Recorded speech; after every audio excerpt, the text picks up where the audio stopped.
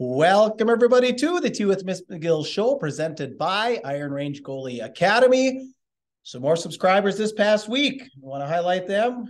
Chris, thank you. Riley Hirsch and Jeremy Reinhardt. So just be just like them. Subscribe today. We'd appreciate that. Share with your friends. Share with your enemies. Share with your girlfriend.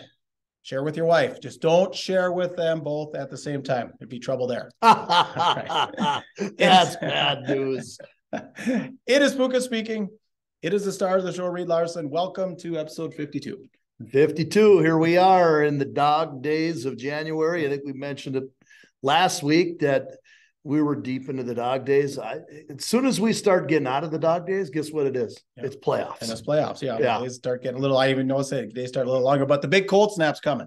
You know, it's been a while since we've seen, like right after Christmas, but I don't even want to hear about cold snaps. It's double digit below zero starting Saturday night, and like the 10-day forecast every single night. I think high end Monday is like -3. So well, get your ODR stuff in out there. Get your outdoor rink production in before it's below zero. So kids, if you like the outdoor skating and get out there on the outdoor rinks, get out to that ODR and do what you can before that double digits below zero hits. That's right. I'm going to be warm. And yeah, that's one thing. For those of you liking the outdoor rinks, are going to be in really good shape. Now we get this cold snap. So should be smooth as glass. So yeah, this is your chance to get out there because 40 days ish, outdoor rinks will be gone. So while you got your shot, get out there. All right, we're going to get going here tonight. Our storyline game of the week presented by Aspire Heating and Control. Again, cold snap coming. If you have any troubles with your furnace, you give these guys a call at 999-5957. They are your local Bryant dealer, and Bryant is the official heating and cooling company of your Minnesota Wild. They specialize in gas, electric, and hydronic heating and cooling systems for existing and new construction, residential and commercial installations available. Forced air systems, boilers, heat pumps, mini splits. They are, of course, licensed and bonded. So Justin's the guy. Like I said, you do not want your furnace going down this time of year, but if it does, give Justin a call, 999-5957. All right, the big news kind of blown up all over social media all weekend because it was a Friday night game. Wayzata headed up to Warroad, and Warroad blanks them 3-0. So number one, single A, was Wayzata number one going in? One or two. I mean, you get, 6 close enough. Yeah. Half dozen of the other between Wayzata being number one and Minnetonka being number one. Yeah, so right in there. Obviously huge win for Warroad, huge win for their program. They remain undefeated. And we just kind of wanted to touch on just how tough it is to get on the road and go up there and play Warroad and Roseau on the swing. Yeah, I'll tell you, I've been doing it for decades. I remember doing the trip when I was a high school player, playing for Grand Rapids High School and making the trip as a player. It's a grind, man. You're getting on that bus from Grand Rapids, and it's 3.5, 4 hours to get there. You're staying in a hotel. You get out of school at 9:00 in the morning. You're playing a game that evening, then you stay in a hotel and you gotta hurry up and kick it around and get out for a 2:00 or 4:00 game the next day in Roseau. That's a tough weekend for someone that is half the distance there. Now just tack on another 3 hours to get there. You're coming from Wayzata. So Wayzata actually made the trek up the day before. Well, they did. It took off halfway through the day on that Thursday, the day before. They practiced at the gardens there in Warroad. They tried to get their feet under them. So they tried to prepare because no one wants to take a 7-hour bus ride and then play a game, right? It's like juniors. Yeah, it's like Bismarck to Billings, Montana when I was playing. Right. That's a grind. So I don't care what anybody tells you. That trek to Warroad and Roseau that weekend. I don't care if Warroad is undefeated like they are this year, or they're 500, which they normally are above 500 on a regular year. I don't care if they're up, down, sideways as far as what their kind of year they're having.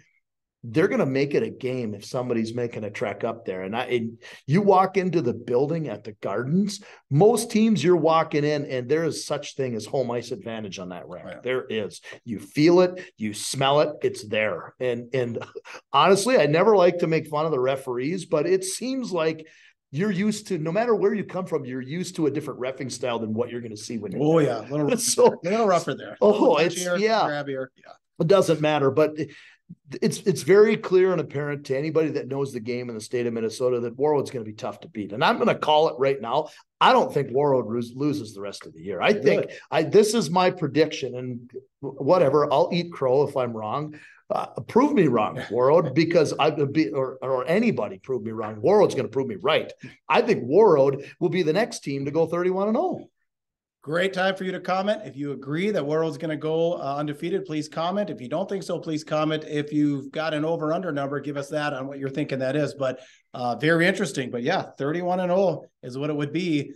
Boy, I'll come back next week. I don't know if I want to take that bet yet or not. It's all right. If I'm wrong, I'm wrong. I'll be the first guy to say, oh, you proved me wrong. But yeah, I played at the Gardens as a sophomore, lost.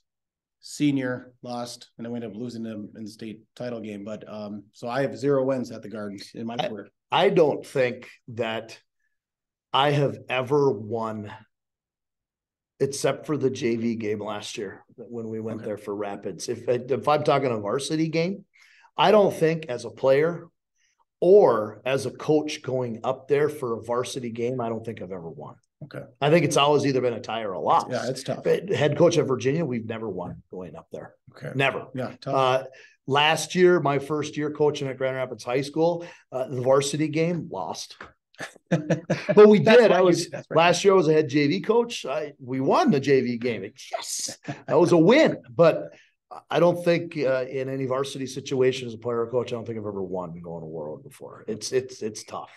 All right, and we're shining the light on Warroad a lot right now, but the next night they went over to Roseau, and Roseau put together a good performance. Hey, again, you're going up to their comfort zone when you make the trip, and I wouldn't say that Wayzata is the city slickers that Edina is. I mean, they are, but they're a little bit more outer western cities. You're a couple minutes away, but I don't call them cake like you would Eden Prairie or Edina. But you're going up to their area, and that's blue collarville up there, man. These guys they're workers in the summertime. 90% of these guys are working on the farm. Yeah. Right. And you're going into their culture and into their life. And you just went into another Roseau Memorial Arena where, again, tough place to win a game. I don't care who you are. Absolutely. That's tough. That was a tough weekend. And guess what? Wayzata comes out of there with a tie. So they go up and they're the number 1 or 2 ranked AA team in the state. They lose to Warroad, who's ranked number 1 in single A. And then they play AA Roseau the next night and they tie Roseau. So it's a tough weekend. Dropping in the rankings, you thinking? Yeah, I think they went down a few ticks. You're going to see there's always movement, ever since week 1 between Wayzata and Minnetonka. Chanhassen has been in the mix in there. Maple Grove has been in the mix in the top 5. There's other teams that have been in the conversation. At times Andover's been in there, though they've kind of dropped to maybe like 8 or 9, 7 at the, in that kind of range. But yeah, you'll see some movement. And to be honest with you, I don't think anybody really cares if they're a hockey person and they're looking, as a coach or a parent. The players look at it like, oh, cool, I'm at the top of the rankings, right? But does it really matter? Right. What matters is who are the final 8 teams sitting in that AA state tournament and the other 8 teams that are sitting in that single A state tournament, and who's the last one standing. That's what matters. Absolutely. Yeah, exactly. Anything else on the weekend? I mean, that weekend. Nothing on that particular weekend. No, not in that conversation. All right. Yeah. Well, I guess now I'm thinking it's kind of interesting. You talk about like a toss salad. So you had East Grand Forks beating Roseau last week, and now they tie Wayzata, and then Warroad beating Wayzata. So East Grand Forks must be, be feeling good about themselves. That's what I mean. It's like a toss salad now, between single A and AA. Flip a coin. So that was the single A conversation and the talk for the weekend there as far as your game of the week or the game of the week. Yeah. All right. Crush the like button. It's time for our 7AA update brought to you by the Rink Sports Bar and Grill over in Evelyn. It's just a couple blocks down from the Hockey Hall of Fame, right on Highway 53. So if you're going to be traveling through the Quad Cities, give the Rink Sports Bar and Grill a try. Friday fish fry, breakfast, lunch, dinner, plus they have daily specials. Hockey-themed establishment. Michelle will take good care of you.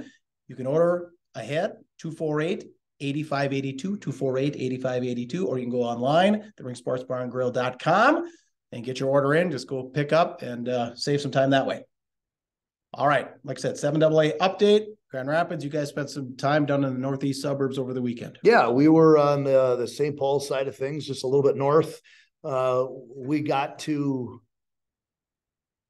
pull our team into where they're hosting Hockey Day the week before, right? So Friday night, we make the trip to White Bear Lake. We play at the TCO Center there in Inver Grove Heights. That's where White Bear Lake plays their high school games indoors. They share that rink with the Gentry Academy, and I think there's another team that plays out of there as well too. They used to play out of the White Bear Lake Center. Now their youth hockey plays there, and the high school plays at TCO Center in Inver Grove. And actually, that TCO Center is attached to Gentry Academy. It's literally right there next to it. It's a pretty nice facility, but again, it looks like when you go to Andover or Maple Grove, or it's a community center. Sure. Like, these, to me, they don't remind me of old historic arenas. Like when you walk into the Roseville Memorial Arena, or you walk into the IRA Civic Center, or you walk into the Hibbing Memorial Arena, like these are arenas made for hockey, right? This is a community center that when the season's over, now it's got an indoor turf, and it's got a tennis courts, and it's got this and that, and whatever. It's different. It's different. But at any rate, that's where we played Friday night. Rapids versus White Bear Lake, the battle of who's going to own the orange and black that night. And actually a well-played game by both teams. White Bear Lake's goalie had a really good night. I think we unloaded north of 30 shots on him. Good grade A opportunities. Within the first half of the first period, I would say within the first three shifts, I can't remember the time frame, but we popped one past their goalie, and it was a controversial no call. It was he has it, we get a shot on net, there's pucks sitting there, we're getting in a couple extra whacks at it. He's got his hand over it. Ref doesn't blow the whistle. One of our guys pokes at it, and it goes in the net. Referee calls it a goal. Oh, this is the guy that's down in the zone, calls it a goal. They don't have a goal judge, so referee signals goal.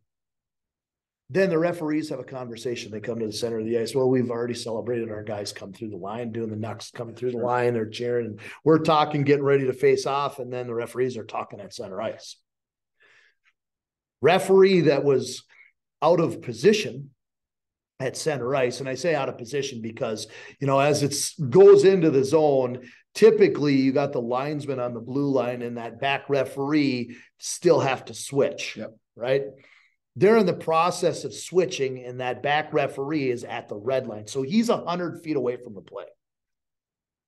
He's the one who waves it off. Oh.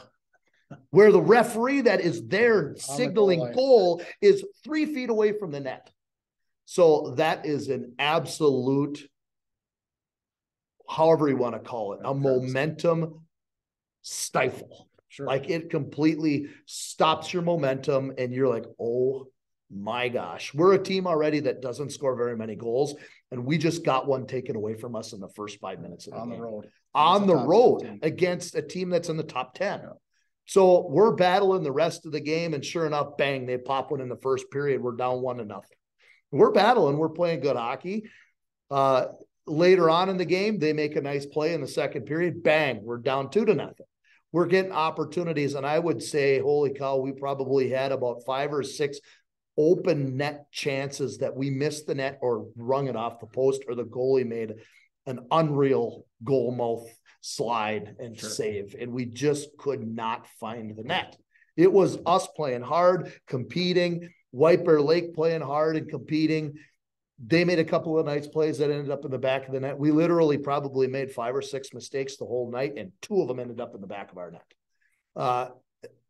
They're making mistakes 6, 7, 8 throughout the course of the game, and we didn't find a way to get it in. Okay. So then the end of the game rolls around, and we pull our goalie, and they score their third one in an open net. Okay. So 3-0.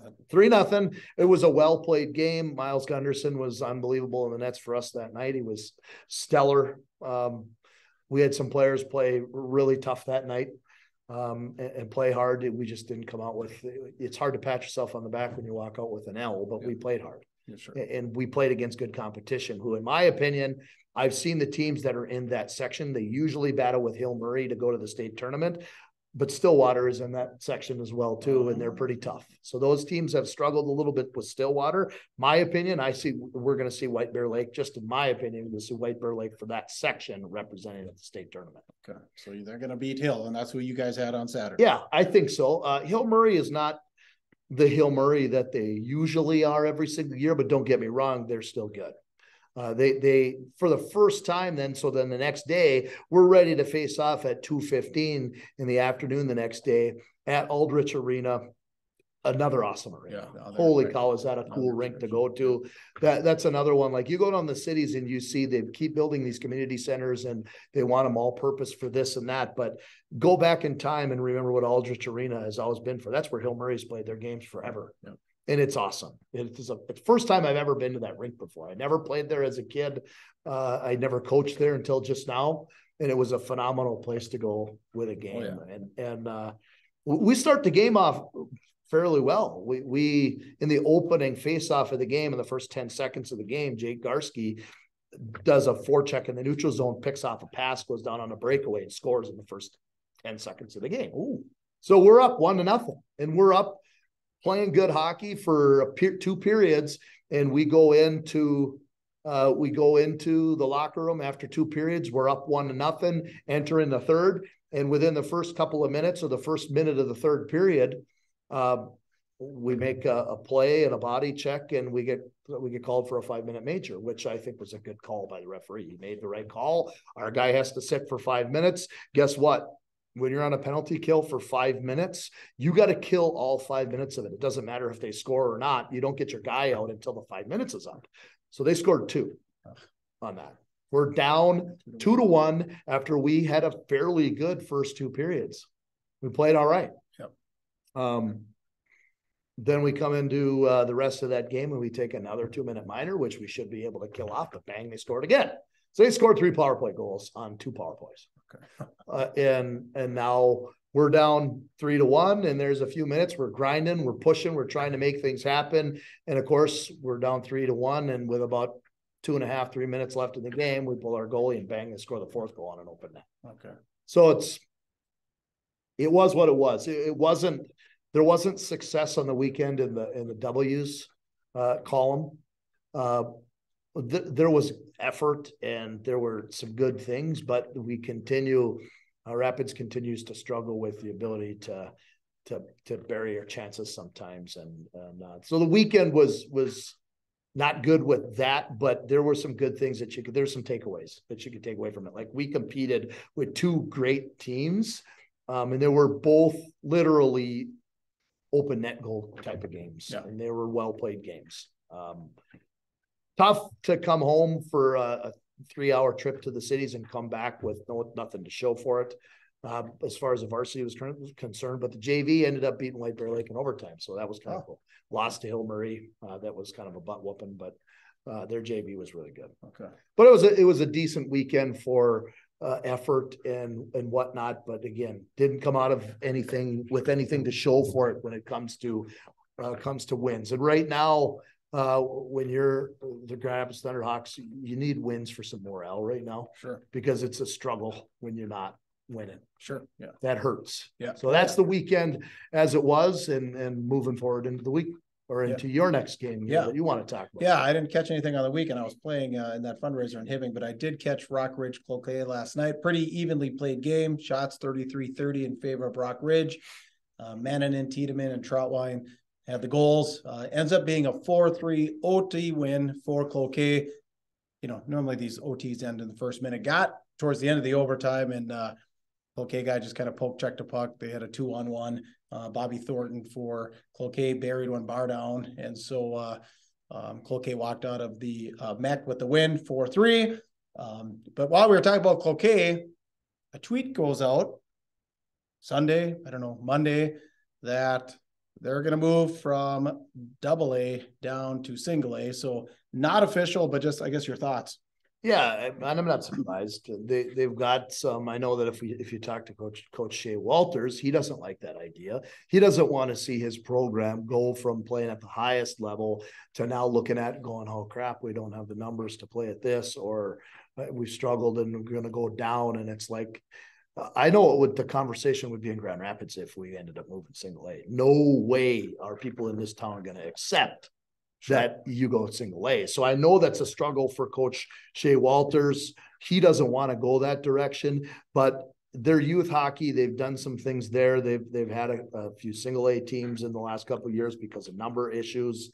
And their girls team had already gone single A 2 years ago or 3 years ago. Oh, so writing was on the wall for them. That's unfortunate for Section 7 AA because there goes one more northern team that drops out of Section 7 AA, probably opening the door for another North Metro team to enter. Unless we get some people to, how can I say this to be a little bit more appropriate? Poop or get off the pot. Yeah. Like, quit telling people that you're going to go AA. Just shut up and do it. Yeah. You know what I'm saying? Like, there are teams that are pushing that they're going to go. And I'm not talking about Hermantown because Hermantown's not even talking about it. Right. They're not. So if everybody keeps saying, well, if Hermantown would just go AA, blah, blah, blah. You know what? They're not. So quit talking to them. They're not going to do it. Okay. So if you want to go AA to try and change things up, then shut up and do it. That's what I say. It's like they keep waiting. There are teams that are talking about, there's 4 or 5 teams right now in Section 7 single A going, well, if Hermantown doesn't go AA, then we're going to go AA. And there's 5 of them that are thinking they're going to do it.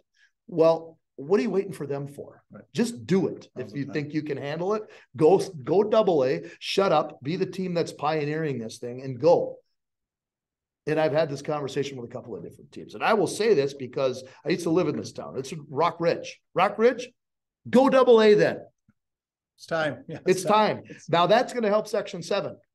It's going to. Oh, yeah. Because you go into Section 7 AA, and now you come into that section, you prevent one of those North Metro teams from coming in because if G.O.A.T leaves. Because the other worry is Marshall, I've heard. Well, Marshall's got lower numbers, but they've got right now, I think there's a good majority of kids that are playing on that Duluth East Bantam AA team that go to Marshall right now. Yeah.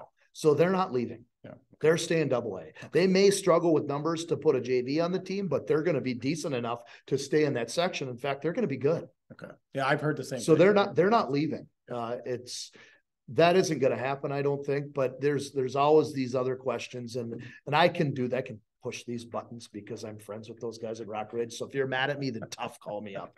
I don't care. I'm friends with all those guys. And I just was poking at Coach Kobe this morning when I was texting him and talking to him on the phone this morning on my way to school. Like, are you guys going to do it? Just do it. Shut up. Just do it. Like, quit talking about it. Don't talk about it. Be about it. Just go. Do it. Tell your AD, yep, we're going. Plain and simple. Well, it was a good battle. And, you brought up G.O.A.T's program tradition.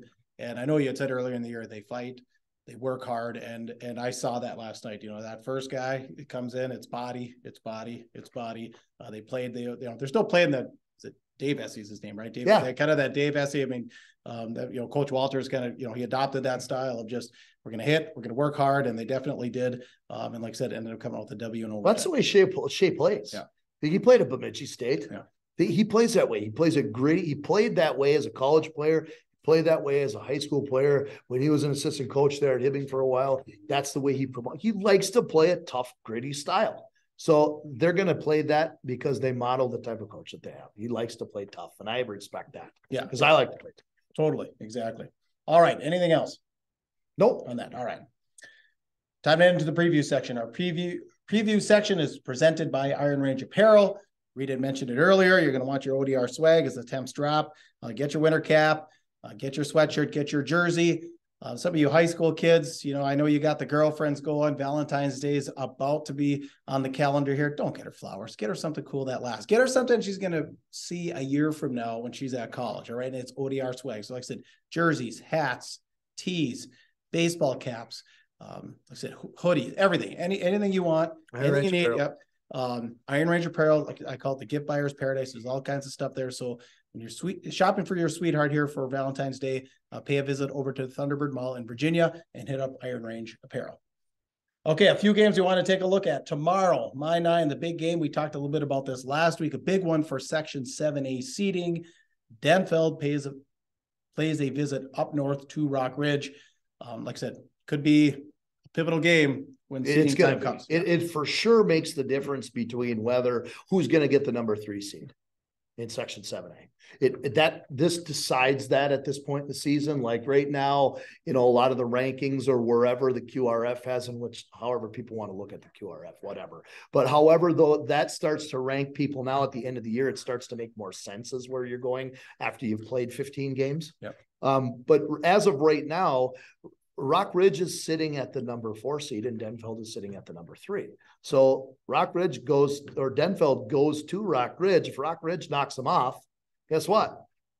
Yeah. Now Rock Ridge just went to 3. So obviously the number 1 is going to go to Hermantown. Nobody's going to knock that away from them. But the 2 is Hibbing. The 3 right now is Denfeld, and the 4 is Rock Ridge. Rock Ridge has the opportunity to beat Denfeld and take over the 3, and then they have a meeting with Hibbing again at the end of February. Yeah, right. Or middle of February. That'll be another playoffs. Right. So they could potentially be the 2. That will be a pivotal decision right there. Hibbing takes the sweep in their series between the 2 of them. They're the clear number 2. If Rock Ridge knocks them off and they take the split, now you got some debate as to who had a better year, who's playing better at the end. And that's what I always would utilize as my argument in a seating meeting is, yeah, we did get the split. And yeah, you had a little bit different record at the beginning of the year because you had a better start. But when do you want to be playing good hockey? You want to be playing your best November. At the end of the year. I don't care what happened back in December or at the beginning of November. I care about what's going on right now. And we just beat you right now. So we're playing better. We're the 2. All right. Thunderhawks back on the road to the cities. Yeah, we're heading, we're making the trek Friday. We got one more practice here tomorrow, Thursday.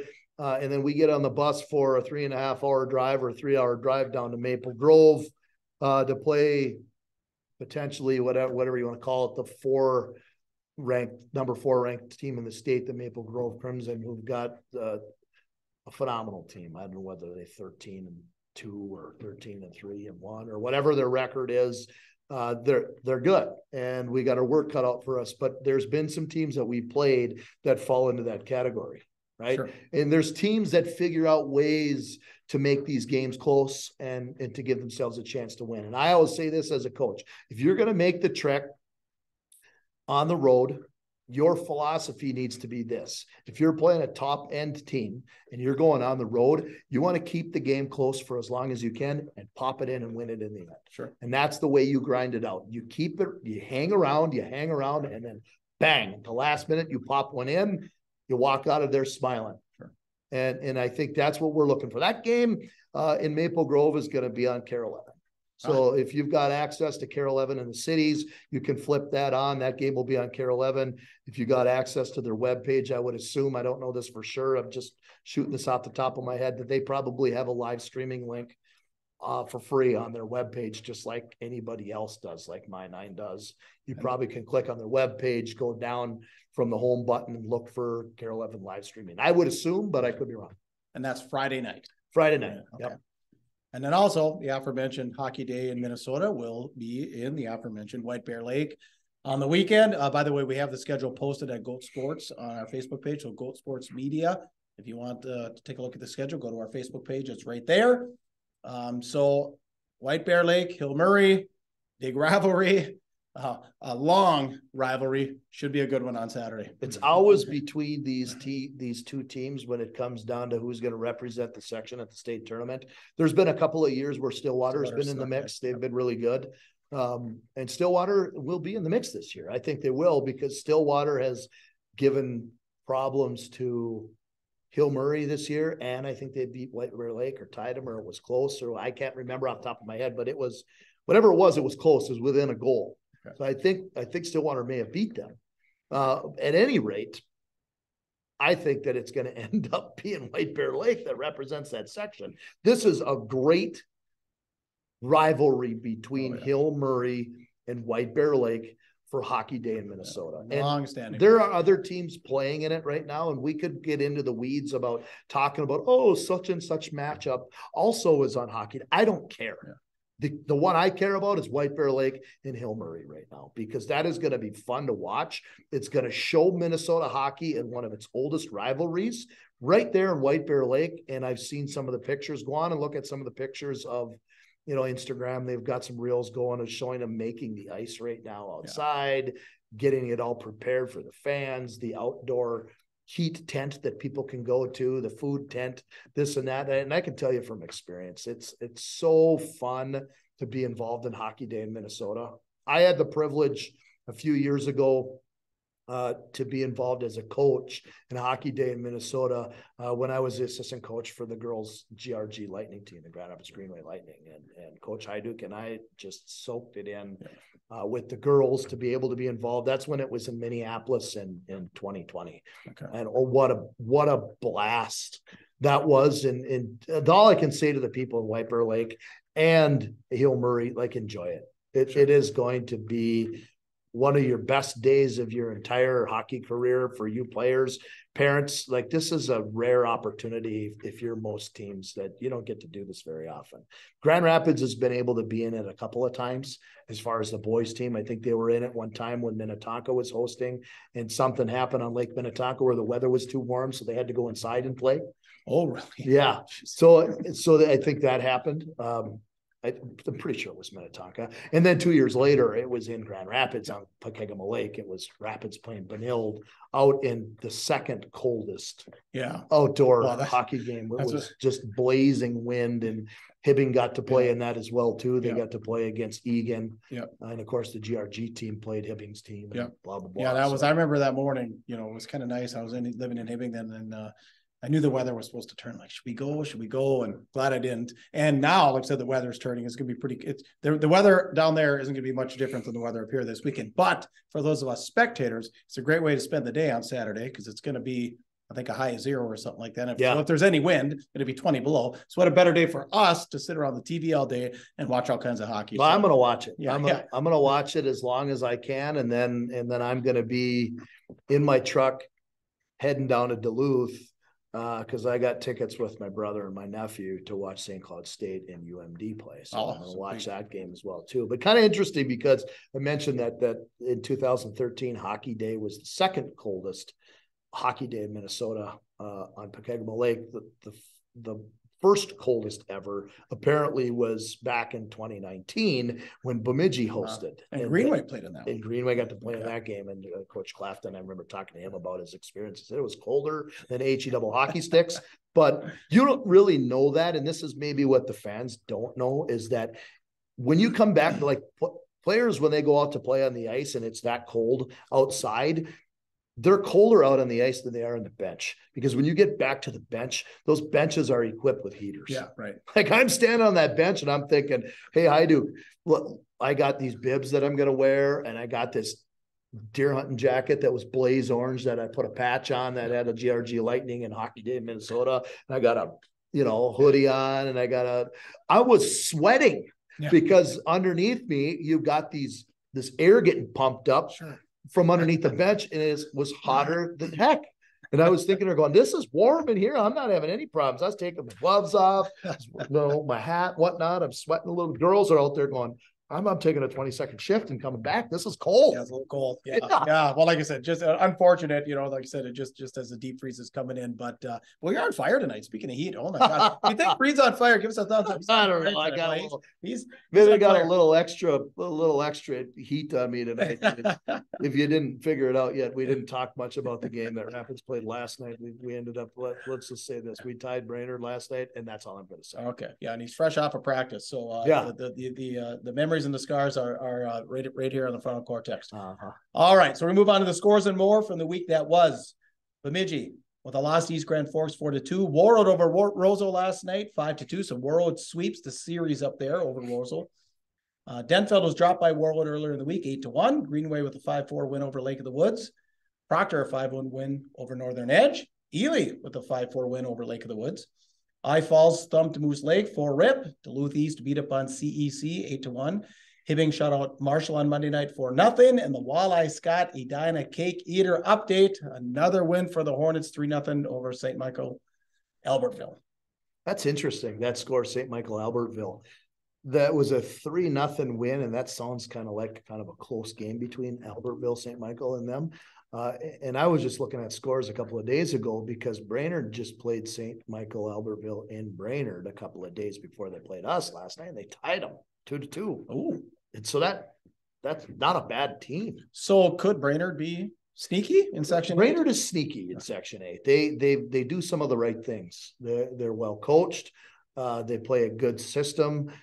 Last night their goalie was lights out, so it sounds like he could be lights out any other night of the week if things go well for him. So they could sneak up on teams in Section 8 if the stars line up.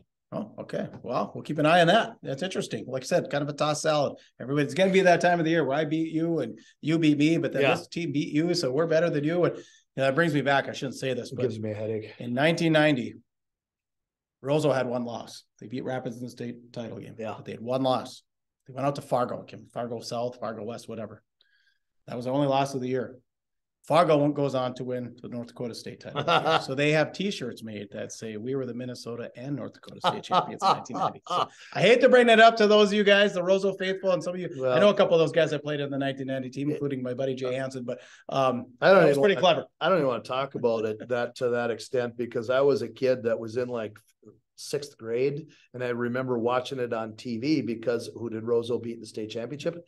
Grand Rapids. Right, they beat Chris Marinucci and company and the All North final. Davey Holm and Jeff Roloff and Jeff Nielsen. Yeah. There wasn't a Roloff on that team. I don't think. I think Todd might have been Todd would have been a sophomore. Maybe he was on it. Yeah, Fairchild. Yeah. Oh my gosh! And I remember crying like they just lost the state championship. They haven't won a state championship in 10 years. The last one they won was in 1980. They're playing it 10 years later, and they take second. Yeah. Well, on that, what was I going to say on that?